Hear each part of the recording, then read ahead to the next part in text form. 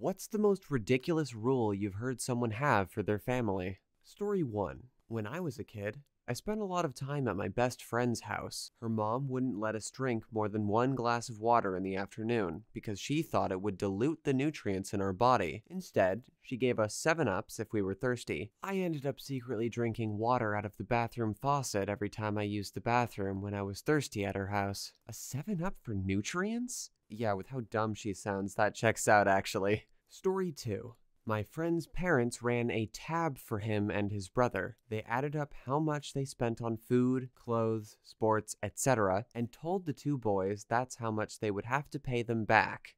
I remember once we got yelled at for eating his dad's snacks, and he added it to the tab. When they graduated, the parents cleared the tab for their graduation gift, so basically they got nothing other than a reminder of how much they cost. Story 3. My wife once had a friend over for a sleepover when she was little. Suddenly, their mom showed up to take them home. Apparently, the friend had seen beer in the fridge and called her mom crying because of it. They were not allowed to look at, talk about, think about, and especially drink beer. Scared her so much that she called her mom to come get her. Story 4. I knew a guy who, in his 20s, still had a bedtime enforced. He had to be in bed by 8 p.m., and if he was sleeping over at a friend's house, in this case at my house during my 21st birthday party, he had to phone his dad at 8 p.m. to say he was going to bed. He didn't go to bed though, at least. Story 5. My great uncle only allowed for 1 bowl, 1 plate, 1 spoon, 1 fork, 1 knife, 1 cup, and 1 light bulb in his house. He was married with 3 kids. He ate first, then the wife, then the kids by age. When he went into another room, the light bulb followed. Story 6. Wasn't necessarily a rule, but I had a good friend whose mom had locks installed on all the kitchen cabinets to prevent her only child from eating when he wasn't supposed to. When he got old enough to earn money, she took 50% of whatever he made. His senior year in high school, when he turned 18, he came home from school and found all of his belongings out in the driveway. My mom and dad let him live with us till he could financially get on his feet. Story 7. I have a friend whose dad had 1 paper towel specifically used for eating bagels. You cannot reheat or eat your bagel on anything other than the bagel towel. No plates or bowls were allowed to be used for bagels. You got your turn with the bagel paper towel, or you waited till it was free. Story 8. When we were 13, a friend of mine was kicked out of the house by his parents for a week because he stacked things wrong in the freezer and some bread got squished. He spent the week staying at different friends' houses each night until his parents let him come back home.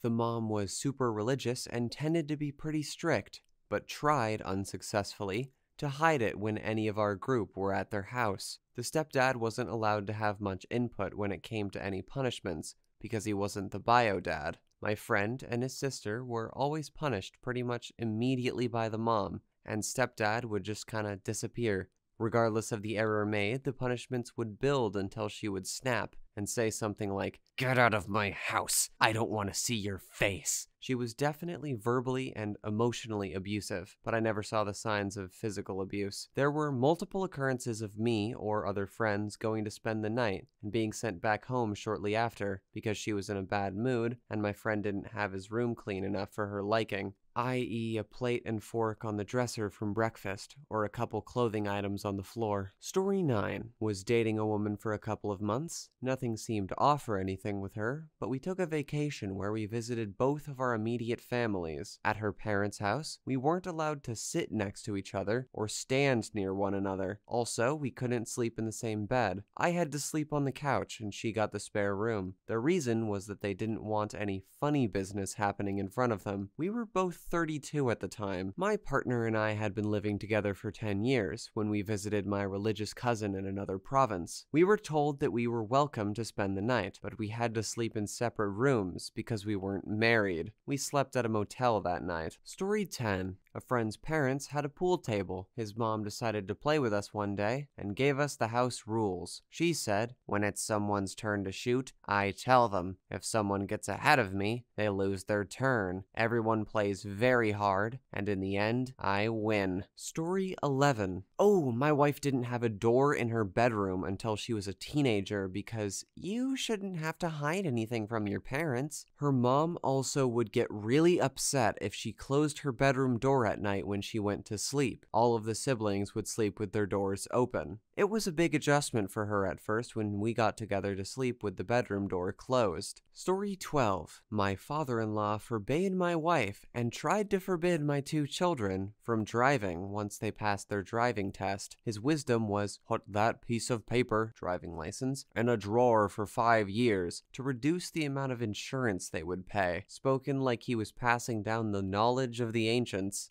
Fucking idiot. I know a family who doesn't let their teenage daughters learn how to drive. No reasoning given. They're 16 and 18 and one is going to college soon. In suburban America, it essentially is just a way to restrict your child's freedom. Story 13. When my sister was expecting her first boy, I got the baby a little stuffed bunny. Its ears happened to have a floral pattern. She got rid of it because there's no way my boy is playing with flowers. Story 14. My stepmom had a totally bonkers rule about feet. She was irrationally afraid of plantar warts and, according to her, anyone she didn't know intimately had plantar warts. As a family, we had a second home/beach house that was basically a small bungalow and only had one restroom with one stall shower. Nobody, no friends, relatives, could use that shower after the beach because they'll get their plantar wart all over the floor, and then she'll take a shower and she'll get plantar warts. We also had a swimming pool, and she would make new people, including children, wear socks in the swimming pool. And as far as I know, nobody living in our house, including her, ever had plantar warts, so unreasonable? Sure. Effective? Sure.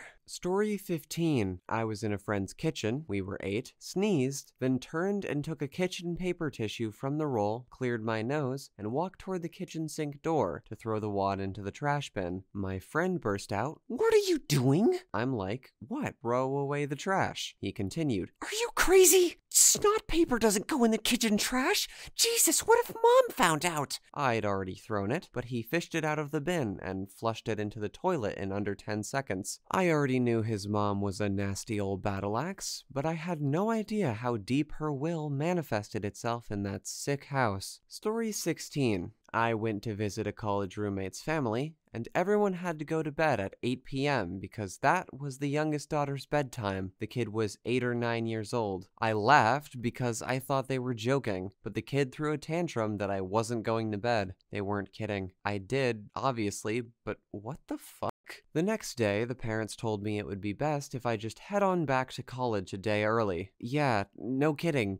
Bye. My roommate thought I was the asshole. I laughed at her too. Story 17. That guests have to pay for their stay. They invited me for dinner, then calculated how many minutes I was over, charged for my portion of food, drink, electricity, and water usage. Yes, they counted toilet flushing and timed me on hand washing. I could never do this to anyone. Story 18. Extreme politeness. One of my friend's moms had very strict rules about politeness. I once went to this friend's house as a kid, and she offered me something to drink. I said yes please and thank you once she gave me the drink. The next day at school, she told me her mom was upset and wasn't sure if I was allowed to come back. According to her, the mom, I should have said yes, thank you for offering me this drink, and then thank you again after getting the drink. Both yes please and yes thank you are correct in my language. In the end, I was allowed to go back, but that's such a weird reason to be mad at a kid. We also weren't allowed to call something ugly or say that something tastes or smells bad. Instead, we had to say, I don't like how it looks/smells/tastes. Small edit to clarify that part. We weren't allowed to use these phrases at all when she was watching us, ever. You accidentally ate some food that went bad? It's not gross, you just don't like it. Story 19. I had a friend in 5th grade, and her mother was legitimately insane. She wouldn't let her daughter come to my house because we had carpeted. I think she had some Munchausen by proxy, because she was convinced her child was allergic to everything, including dust mites and any innocuous dirt in the carpet. it. The girl also developed an eating disorder. She was a dancer when we were kids, and her mother apparently monitored what she ate extremely closely. I felt so badly for her. Story 20. My parents will swear up and down that none of these actually happened, but they didn't let us watch Rugrats because the way they talk about adults is vile.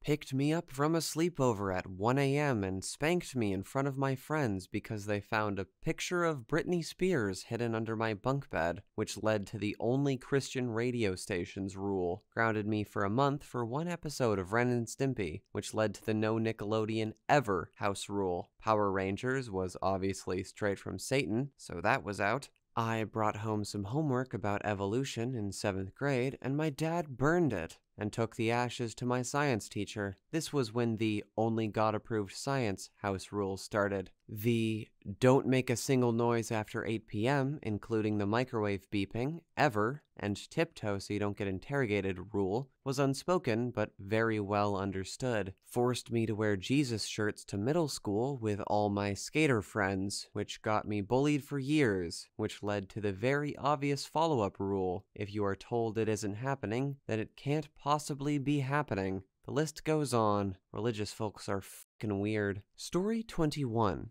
When I was a kid, my friend's mom was a little nuts. She had a sitting room with a couch and a love seat that nobody was ever allowed to sit on. You had to walk through it to get to the rest of the house, and it led to the kitchen and then the living room. If you sat on the furniture in the sitting room, she'd throw a fit. I always felt like it was such a waste to have such a nice room and never use it. It would have been a perfect study room or reading room. She also had other crazy rules, like punishing my friend when his little sister did anything wrong, as if he was responsible for her actions and looking out for her. This was totally a thing. The formal sitting room, only used for company, but also the only company important enough to sit there was like the Queen of England, and we're American. My in-laws had the same room. The first time my husband sat on the couch, which had been there for the entirety of his memory, was when they were selling the furniture before moving. It also was the first room you entered from the door. It was a fake facade of the perfect, untouched house that didn't exist once you left the room. Story 22.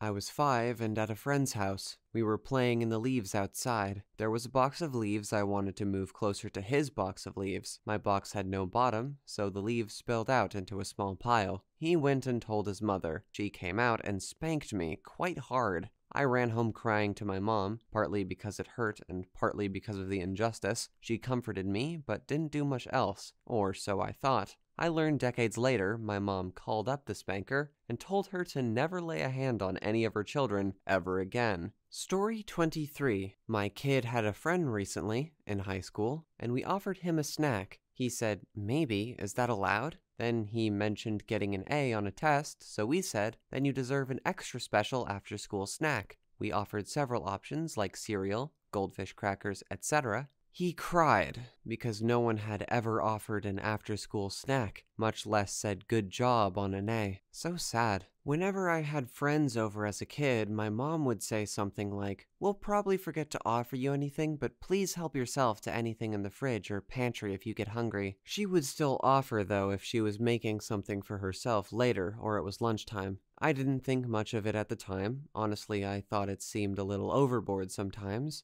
But now I know she did that because you never really know what someone's situation is at home. Maybe they struggle to afford enough food. Maybe there's abuse or neglect going on. Kids in those situations may have also been taught not to ask or accept things from other people, or might have shame or guilt around it. She wanted to make sure that if anyone was hungry in our house, that they got fed and knew they didn't have to feel bad about it. Story 24. There was a kid in my neighborhood growing up that was not allowed to chew gum. He soaked a piece of leather in sugar water and chomped on that. His parents were some strange religious nuts. They would scream about the devil if you knocked on their door Halloween night. Story 25. We weren't allowed to interact with anyone outside the family. Mom and Dad were afraid of liberals, communists, atheists, Satanists, demons, gay people, and most other religions, so they didn't want to risk us being exposed to the notion of tolerance. In theory, there was an approval process to get around that rule. Basically, my parents had to talk to that person and ensure that they believed all the same things my parents did. In practice, almost no one got through the process, and the few that did disqualified themselves almost immediately once the actual interaction began. It's actually kind of refreshing, in a way, to hear of someone openly owning up to the fact that they're threatened by people who don't share their beliefs. I mean, I'm sure that's a pretty terrible way to live, for you or for them, but still, it's a minor bit of honesty that doesn't always seem present in those types of people. Story 26. During the first and only visit to his house, I was hanging out with a friend of about 12 years old. His younger brother, I'm going to guess about 6 years old, asked their mother the following question. "Mommy, can I have some milk, please?" The mother said, "Come here, baby boy," and she picked him up. He then pulled her shirt down, she corrected him by pulling her shirt up, and he started drinking. It is vividly imprinted in my mind, because as a 12-year-old, this was one of the sexiest and grossest things I could have ever conceived of happening directly in front of me. Luckily, I was able to keep a straight face, and it only lasted for about 20 seconds. My friend acted like nothing was amiss, and he just kept on with the conversation, which horrified me, but also helped me pretend it wasn't happening. So I guess a lack of rules was a weird rule? It just seemed like an odd thing to do in front of a first-time visitor. I will also say that I was blown away that a 6-year-old was still breastfeeding, and it has stuck with me for many years until this very post at this very moment. Apparently, according to a 2-minute Google, nursing at that age isn't all that strange around the world. Another one is that my mother-in-law has trained each of her pets, cats and dogs, to wipe their asses on an ass-cleaning mat every time they poop. It's completely practical, but also hilariously ridiculous. Story 27. In college, I worked on a project with a girl who had to call her mother every time she relocated on campus, like when she left a location and then again when she arrived at the next location. So when she moved from the cafeteria to the library, or when we took a break to go get a coffee, and when we left to go back to our dorms, when class started, when she left class, had to call her mom. I avoided her for the rest of college. Story 28. One of my best friends growing up had super Christian parents. My group of friends loved playing Diablo 2. We would spend weekends at each other's houses for LAN parties. If we ever went to a super Christian house, we were not allowed to play Diablo 2 because it included the devil in the game. No matter how many times we tried to explain that the goal of the game was to kill the devil, they would just dig their heels in even more. Story 29. A friend's mom had gone to Woodstock and never quite recovered. Her magazine said that processed food was bad, so she wouldn't let my friend use the food processor they got for Christmas. I swear I'm not making that up. Having once heard using the microwave described as nuking the food, no one was allowed into the kitchen while the microwave was running. You had to set the timer, hit start, then run to the living room until it beeped. She read that more people died of lightning strikes than bee stings. I don't know if that's actually true. She read all sorts of bullshit, so who knows. She knew lots of beekeepers, and a couple of them died from bee stings, so she inferred that death from lightning was somewhat common. When a thunderstorm was blowing in, and in southwest Missouri that was all the damn time, she made everyone sit in the middle of the living room. It wasn't enough to be indoors, you had to be many feet away from any closed window. My buddy practically lived at my house. Story 30. I once went to someone's house, and their mom wouldn't let them drink milk unless they watered it down. It was like that for every drink they drank too. Didn't matter if it was milk, a fizzy drink, or juice. It had to be watered down.